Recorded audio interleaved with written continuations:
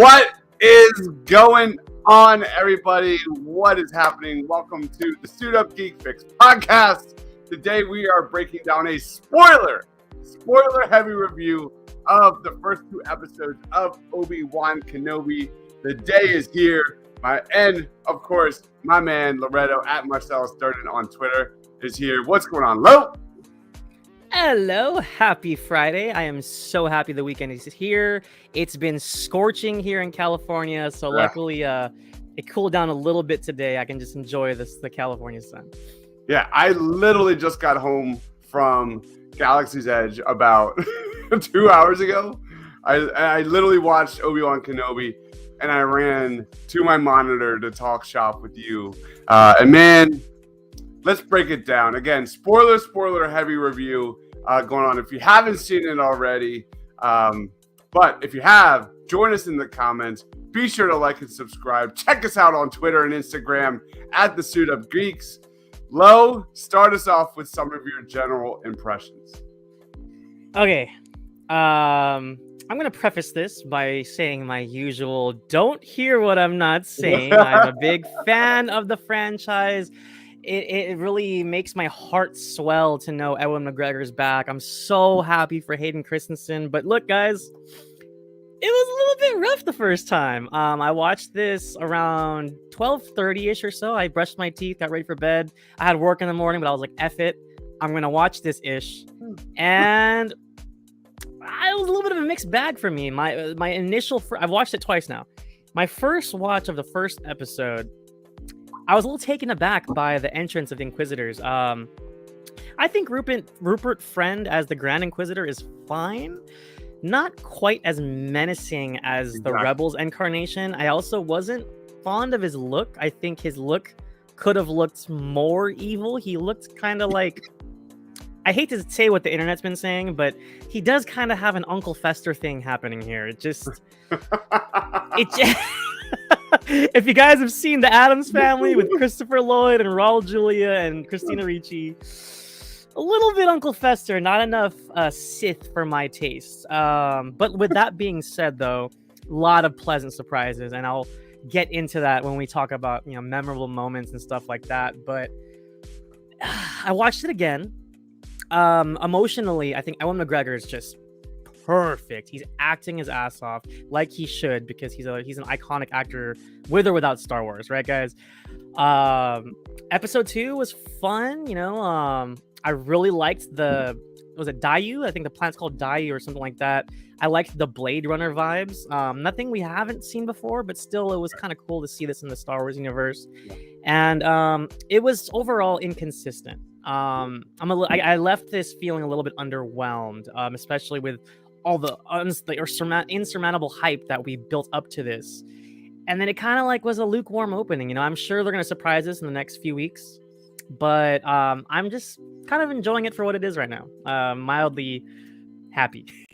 Yeah, I'm kind of in the same boat. We'll get there, but initial impressions. I thought it was really neat to get up really close, personal view of Alderaan for the first time. That was really neat, because you've only seen bits and pieces of that in the OG trilogy, and who knows, maybe it lasts. I'm not really quite sure. I'm joking, but that was pretty cool. Quick nod to the homeless clone there lying on the street. Did you pick that up, Loretto? That was really cool. I did. And it was nice to see Tamura with his full beard. Yeah, quick nod to Obi-Wan giving him credits, and considering that he was probably one of the guys that destroyed the Jedi Temple there. That was really kind of a punch to the gut for sure. I thought the story was completely unexpected. I remember doing a podcast what our kind of expectations were heading into the show, and I did not expect to see this much Leia in this show whatsoever, man. That was not on my Kenobi bingo list, and I was happy, but it's also kind of one of those things there's so much nostalgia just running through the veins, running through the pipeline of Star Wars already. It was cool to see, but let's end the Star Wars saga. Let's like You there's mean so the many other Skywalker saga? Skywalker. What did I say? Yeah, Skywalker saga. It's time to move on to some other characters that probably deserve mentioning here. So that was like completely unexpected. But it makes sense. Like I love kind of predicting what these shows are about, and we'll get into predictions about what I think about episode 3 and the rest of the series. But it makes sense because you're focusing on Leia and Obi-Wan Kenobi's relationship, and now that will probably explain why she specifically asked for his help at the beginning of A New Hope. So I did not expect that or think about that whatsoever, and that's a pretty fun nod. Any reaction to that? Yeah, so it was a pleasant surprise. I'm gonna be honest. I skipped the more recent trailers for Kenobi. I just wanted to just go in blind. I didn't want to get spoiled with anything. So I've been pretty blind on what they've shown us so far. I think I've only caught that one teaser.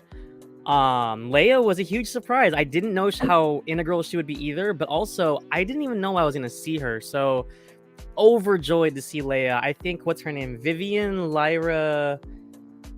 I just had it pulled up. She's great. She's doing great. Hold on. I feel like such a jerk. I literally just looked this up. But yeah, she did great, and I think that when in my mind I imagine the clip like, "Help me, Obi-Wan Kenobi, you're my only hope." Yeah. And it's like you don't know the relationship, and I think it's actually kind of cool to see this get fleshed out, especially when they were on Dayu, and she was kind of getting all sassy with him, and then I love that moment. Dives. He looked at her and he was like, you remind me of someone. And I know exactly, like, of course he's talking about Padme, because Padme was stubborn, headstrong, but smart and fierce. And the little Leia captured it perfectly. Vivian Lyra Blair. Shouts out to that young lady. She's got a charm to her. She's got some fire to her. And that's exactly, like, I think what Leia is. And she captures it. So yeah. We're going to get into best moments of this episode. But Leia actually absolutely crushed the first two. There was one moment where they were trying to get Leia to apologize to her cousin. And I'm literally like, my wife is watching it right next to me. I'm like, there's no way she's going to go out and apologize for that. And I was so happy when she just like completely bolted out of that palace. Credits to Deborah Chow for knowing and understanding that character. And I think. Do you remember what she said? I don't remember. No. She said, "I would rather be digested by a jackal beast than apologize to him." I was like, yes. Yeah, there were some really like tender moments, like whether it was Leia or even Padme. Like I love the fact that like Obi-Wan remembered Padme.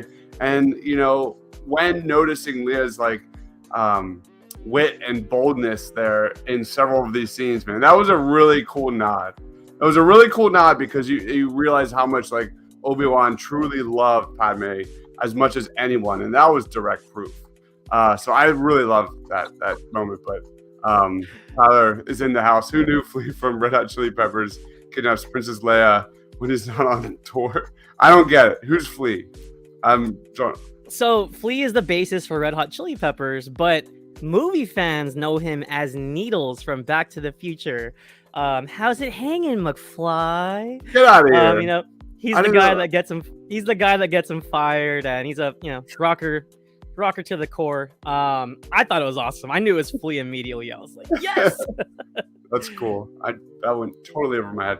Let's talk about some of the biggest moments of this episode, or first two episodes, and that is the Grand Inquisitor. Especially as huge Star Wars Rebels fans, I know you are. What was your reaction when you saw him kind of get that lightsaber to the chest, man? What was your initial reaction? Literally, I paused my device, went to Twitter, and I put, "I'm so confused," because I just like, I'm trying to like process. Like, I know he chases down Ezra and Kanan. I'm like, is this after? Like, I mean, I'm sure it is. I wasn't sure, and it had me baffled. It was a little bit like, oh, actually, no, not a little bit. It was a lot like Snoke in The Last Jedi. Totally. It was just like a huge, like, what? did that just happen? And I like the setup for Reva. I think she's a great actress, and I think she's playing it well. But it definitely kind of felt anticlimactic. Yeah. Like, it's the Grand Inquisitor. Holy shit! Like, I know who that is. You know who that is. And then all of a sudden, and it's like, oh, he's gone. So it was, yeah, definitely a little bit of a anticlimactic ending to that second episode. So there's a little eye roll going on when that happened, because we all know where this is going. I guess that's probably a lot of the negatives about this show, and then some of the other Disney Plus shows that are in the works as well. Spoiler warning, we all know that he dies in Rebels, and right before he does, he gives that like famous line, like, there are things worse than death. And he's definitely referring to Darth Vader in that moment. So, I mean, you look at Darth Maul cut in half, Palpatine somehow comes back. There's just a plethora of examples where Star Wars characters come back. Vader was burnt to a crisp and he comes back. So you don't think he's dead?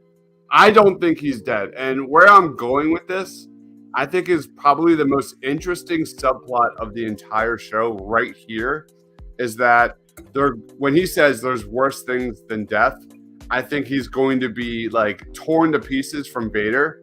And we're going to learn what that quote means in Star Wars Rebels. So he's probably going to be put back to pieces, the pieces put back, and he's going to come back. And then it's just going to be this horrible, horrific cycle, not unlike Darth Vader. And I think that's part of what we will learn about Star Wars Rebels when he ultimately dies. Tyler says, I need to see helicopter lightsabers. There wasn't enough. There wasn't enough, man. That's one of the like little things that I was really excited to see. And there was barely any action. It was very slow paced. It was visually very, very solid, but there are definitely not enough. That's pretty much what this first 2 episode arc was about, Obi-Wan letting go of the past and then coming to grips with, what the puzzle pieces are in front of him and how he's going to manage that. Go ahead. Oh yeah, no, really quick. Since while we're talking about the Inquisitors, I thought I had to pull up her name. I felt bad. Moses Ingram plays Reva. She's great, and also Sung Kang, who people might know from the Fast and the Furious franchise. He played Han, and he's underneath all that makeup with the hat. He did a good job too. I liked him as the other Inquisitor, and I can't wait to see more of them. I'm sure we are gonna get some action. I think they're kind of building up to it a little bit, but I like the fact that Deborah Chow and the tele-writers are focusing on the fact that Obi-Wan has been sitting with his failure for 10 years. Yeah, he's a broken man. He's not fighting anymore, and I think that I like that they're establishing that, like, he's working, taking little cuts of meat for himself, and then he goes home and sits by himself. He's been doing that for 10 years now, and I think that says a lot about where he's at mentally, and I like that they acknowledge that, and they didn't just throw him back into the fire and he's still Obi-Wan Kenobi, because he's not. So yeah, and that kind of leads right into best moments of the first 2 episodes. I'll start us off. I thought there was some really solid dialogue. I always go for like the small dialogue moments. Those are always moments that cut the deep for me. But the moment where the uncle was like, you couldn't save Anakin, or no, that was not the uncle. That was what was it? It was Owen's line. It was Owen's line where he was like you trained his father, or something along those lines. Yeah. And you could clearly see Owen like resenting Obi-Wan, and that led to some amazing contrast where the father like clearly forgave Obi-Wan Kenobi. Like, there was some amazing dialogue moments in there where then he said, you couldn't save Anakin, but you can save her. That was a really great moment, I thought. What about you? I have a few, actually. I really liked the casting overall so far. Honorable mentions, shouts out to Benny Safdie. He's one of the Safdie brothers who directed Uncut Gems and Good Time. He played the Jedi that got captured in the first episode. So Benny Safdie, shouts out to him, and shouts out to Kumail Nanjiani.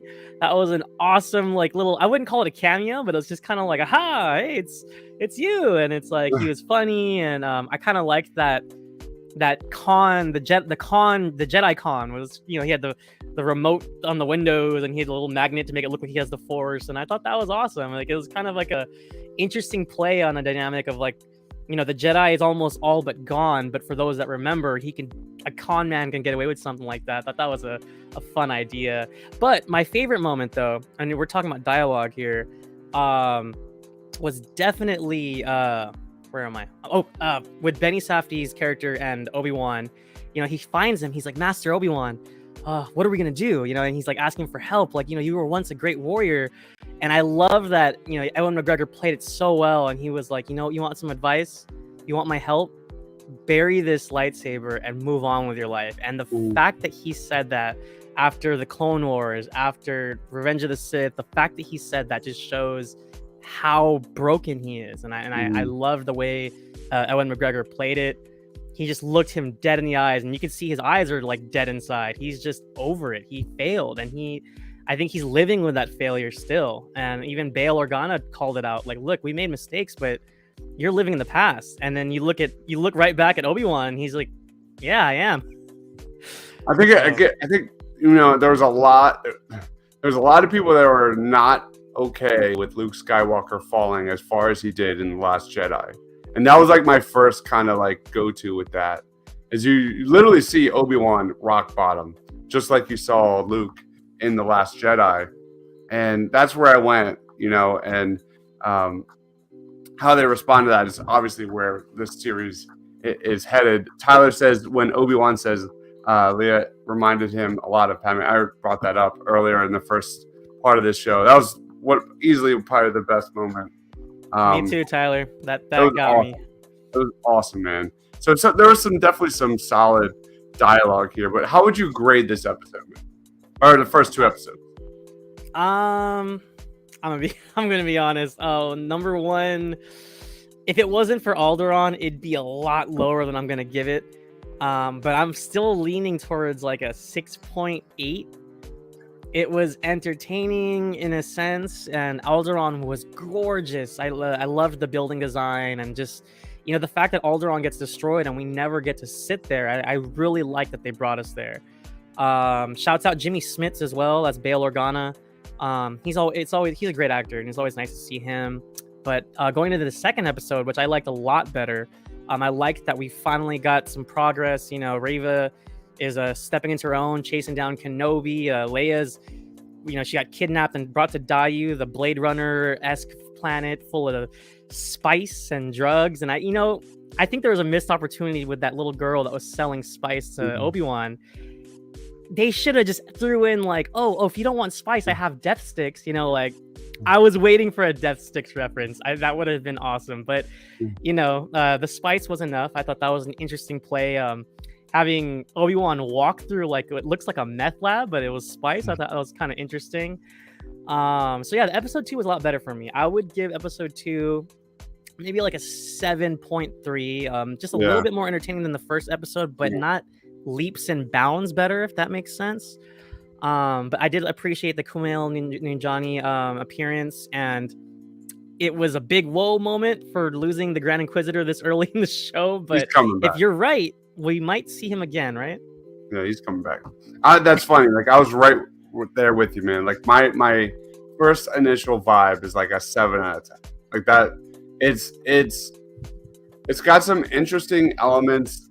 Not all of them landed as they wanted them to. The Inquisitors, like you said, especially the Grand Inquisitor, was not done. It didn't translate as well as I had hoped it would. But I still think there's real potential for this show. I definitely think that there's something in the works, a foundation that could really make this a very, very good show. Maybe he'll come back with a different shape or thinner. Maybe he'll be a little thinner like we see in the animated series. Dives, what would have went a long way? And look, I don't know if people are gonna get at me about this, but the eyes and the color, the yellow eyes. Like if they would have given him the really yellow red eyes and like more red on the cheeks, I would have been fine with how he looked, but without that, he got the Fester look in it. He wasn't menacing enough at all. Yeah. Like all he did was just bicker. Yeah, it could have been way better. Yeah. Let's go into predictions for episode 3 and beyond. Do you want me to start, or do you want to take this one? Oh, hey, go for it, and then I'll just roll with whatever you got. You're better at it anyway. Okay. Well, obviously we got a lot of nods to Qui-Gon. I think we're gonna see him at some point, visit the final 4 episodes. That's 100% a lock. Absolutely. Whether it's like a voice or a Force ghost, I definitely see that. I'm hoping we'll see kind of Anakin turning to the dark side, just whoop Jedi ass in the temple when that transformation occurs. That could be during Order 66. That could be an amazing fight sequence that we haven't seen before. But the most like thought process I had with this first 2 episodes is Reva, right? Reva? How do you pronounce it? Reva? Yeah, Reva. Yeah, like there's a reason, like in my head, there's a reason why this show opened with, the younglings, running around their master, and their master dies. I think one of them was Reva, and I think she has like got this personal vendetta against Obi-Wan Kenobi because that led to her being captured, her friends being killed, and her being transformed into one of the Inquisitors. I think that is a good theory, a good vibe of mine that we're going to kind of learn more about as the season progresses. So I think Reva has a lot of history. She obviously can't, talk shit on Darth Vader because she's outclassed 100%. But she can get revenge on Obi-Wan, who failed in that moment.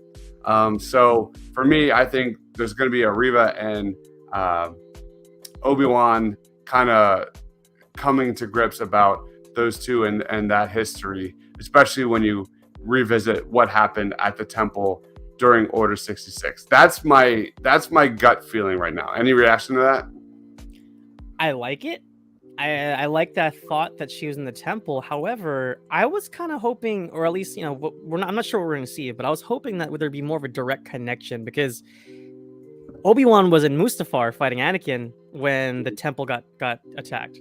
I know that Anakin initially stormed the temple and killed the younglings, but I believe the final stand, I think Obi-Wan was already at Mustafar, I believe, and Yoda fights Sidious, right? Yeah, it's more of an indirect. Yeah. But I mean, at the same time, though, if Reva was there when Anakin stormed it initially, then that's a whole different ballgame, and I think that's going to be curious to see if that is what plays out. I think that's a good thought. I would say 60% there with the odds on that. Like, I'm not good with odds matchmaking, but I would give it a good odds there. I think that. Yeah, and I'm still hopeful for a Clone Wars flashback. I think it wouldn't make sense for us to see Hayden Christensen under the mask only. They had to have brought him back for a reason. Otherwise, they could have just had, anybody under that suit with the, with the voiceover. So, fingers crossed for that. Because I'm not sure where this is going though. Because you think about it, like Reva knows who Anakin is, but nobody else does in that moment. So she clearly saw him firsthand killing everyone there at the temple. And she knows exactly who that is. I think that's a big piece that we're going to learn about. What's interesting too? When I saw that opening with the Order 66 and the younglings getting their masters shot down, my mind actually immediately went to Grogu. I'm kind of curious if that plays in, because we saw it in Book of Boba Fett. We saw the moment that Grogu gets saved by someone, and it's just kind of curious. I wonder if that's going to tie in. I hope it doesn't, because I feel like we're going to have the same Book of Boba Fett problem where there's too much going on. Yeah. But that's where my mind went initially. So yeah. And then just a real quick shout out to how it was really interesting how much contrast there was between Luke's upbringing and Princess Leia's upbringing. I thought that was a really interesting nod in this show. Again, we already touched on that earlier But I thought they really nailed it. You see Luke wanting to be a pilot. Get a lightsaber in that kid's hand, man. Come on. And honestly, he looked like little Annie in that shot. It just that actually that got me. So that was like when you saw Obi-Wan's like facial reaction to that. Like he's clearly seeing his father inside Luke in that moment. That was a really, really cool. Tyler says somehow the Mandalorian takes over with Obi-Wan Kenobi in a couple episodes. Please don't do this, Disney. Please. I hope not.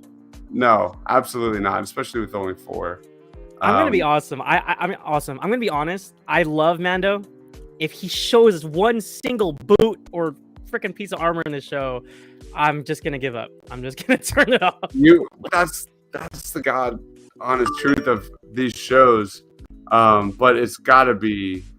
There's always setup in these shows. Always setup somehow. Whether it's the MCU, whether it's Star Wars, that's the entire premise for the most part. I don't even think when we were talking about on an earlier show, like a week or 2 ago, I don't even think I had Princess Leia like in my like top 5 cameo list. She wasn't even there. So yeah, who knows? Who knows what's gonna happen? Do you think we're gonna see Maul? I doubt it. I would die. I would die if we saw Maul. It would make sense, maybe in a flashback or something. That would be really freaking sweet. There's so many different ways. Like Ahsoka obviously is like kind of a no-brainer at this point. But anyway, let's just wrap it up. Final thoughts, man. Where can we find you? What do you got going on, man? Yeah, I mean, overall, I'm still excited to see how this plays out. I know they're just kind of giving us the appetizer right now, so I'm sure the last 2 or 3 episodes are really going to start cooking. Ewan McGregor's doing fantastic. Honestly, I can watch this for him alone. He's acting his ass off, and I can't wait to see the continuing journey of Ewan McGregor's final run as Obi-Wan. You guys can follow me on Twitter and Letterboxd at MarshSaysDurden. Holy shit, I missed. I wonder if Gabe's watching this now. Yeah, but other than that, we will have another review for this series next week. And we should have a Stranger Things Volume 1, Season 4 review sometime next week as well. Still working out the schedule for that. Awesome, guys. Thank you, everyone, for watching. Please be sure to smash that subscribe button if you love Star Wars and Obi-Wan Kenobi. Tons and tons of more predictions and reviews and grades coming up. My man, Loretto, over there at Marcel Stern. I am Guys. Go ahead. I'm sorry, brain fart. I've had a long day, guys. Long work week. Sunday, we have a brand new episode of Roundup where we'll talk shop about all the latest and greatest film and TV news on this channel this Sunday. Awesome. Be sure to check that out. Sunday night, I'm going to bed. I've literally traveled all day long and I'm exhausted. I was in Disney World for a week straight, and like there's nothing more like exhausting than a trip at Disney World, man. It is a lot of work. Anyway, guys, I can't feel my legs. For Loretto, for myself, stay awesome, everyone.